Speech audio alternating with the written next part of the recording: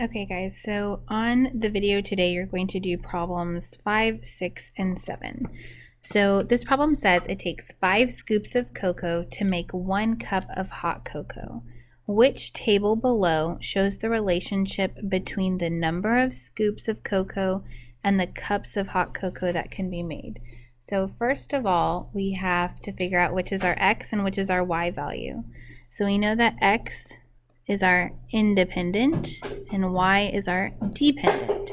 So, and you can tell by each of these tables that number of scoops of cocoa is going to be our independent, and dependent is the cups of hot cocoa, because the number of cups depends on the number of scoops you put in of hot cocoa. So here it says 5 scoops to make 1 cup. So 5 scoops is my independent to make 1 cup. So if I have 10 scoops, then I can make 2 cups, because the relationship is k equals y over x.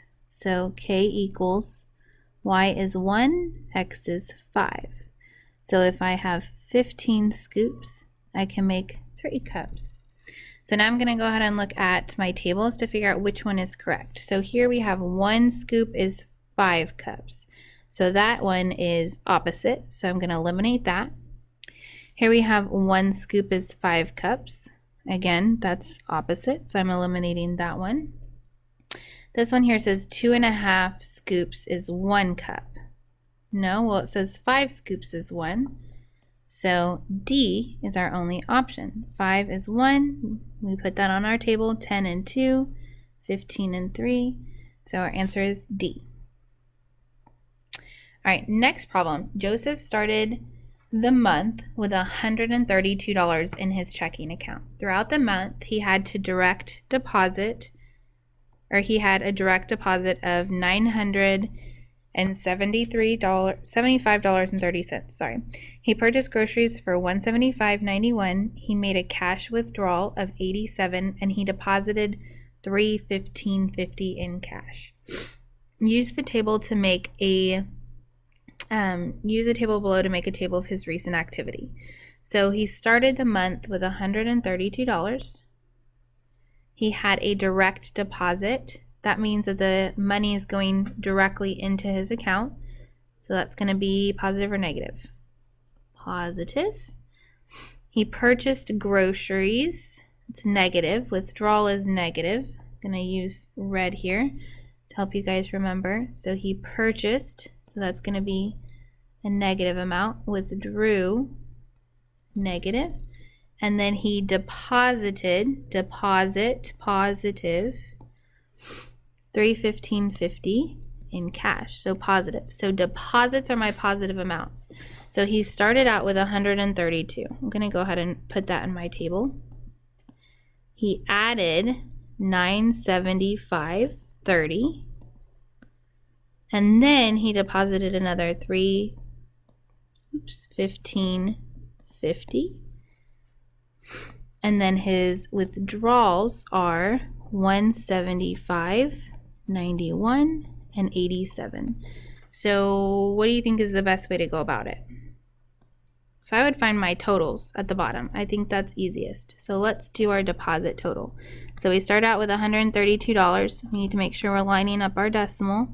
If we add or subtract with decimals, $315.50.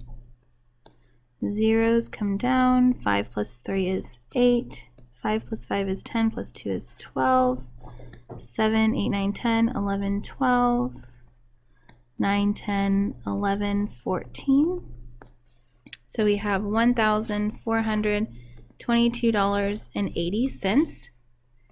That's positive. And then his withdrawals, we had $175.91 and we had 87, making sure to line up my decimal, because if there's not one, it's to the right. 1 and 9, 7 plus 5, that's 12, 8 plus 8 is 16, 2. So 262.91. So now what do we do?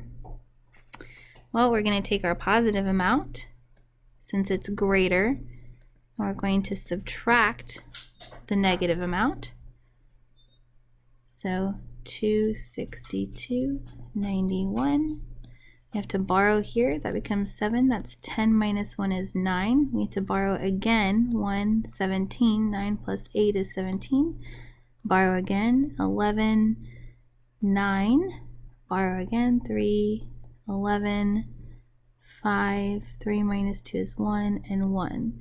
So 1,158. What did I do wrong? Crud. 14, 22, 80, 263, 5, 91, 175, 91. Huh.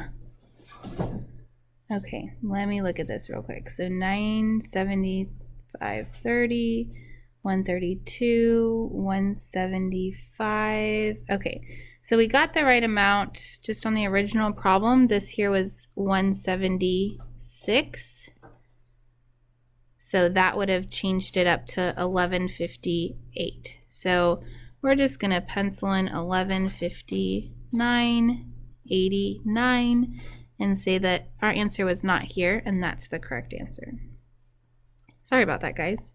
Okay, next one is, what is the quotient of 42.56 or 42 and 56 hundredths and negative 33.2? So the first number goes inside or outside? Inside. So 42, first in, second out, divided by negative 3.2. So let's go ahead and take care of our negative right now. So if you have a positive divided by a negative, you're going to use your tic-tac-toe. So pluses go across the diagonal, negative, negative, negative, negative, negative, negative. So I have a positive divided by a negative. So a positive divided by a negative, so my answer is a negative. So I'm going to go ahead and put it on top and grid it in so I don't forget. Okay, so now there's a decimal, so I need to go ahead and move it to make the number out here a whole number. So 3.2 becomes 32. Do the same on the inside and raise it to the roof. So 32 goes into 42 one time. 32, 2 minus 2 is 0, 4 minus 3 is 1. Bring down the 5.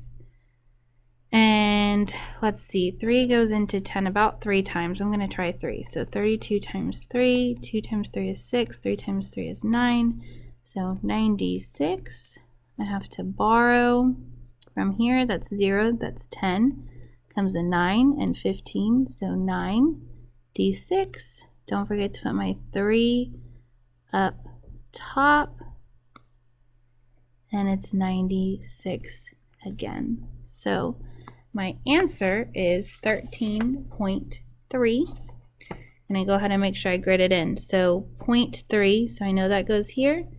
13 is here. Can I color in? I'm going to double check. This is in the right column. This is in the right column. This is in the right column. Now you do not have to grid in this 0 if you don't want to. You can leave it blank. I usually do.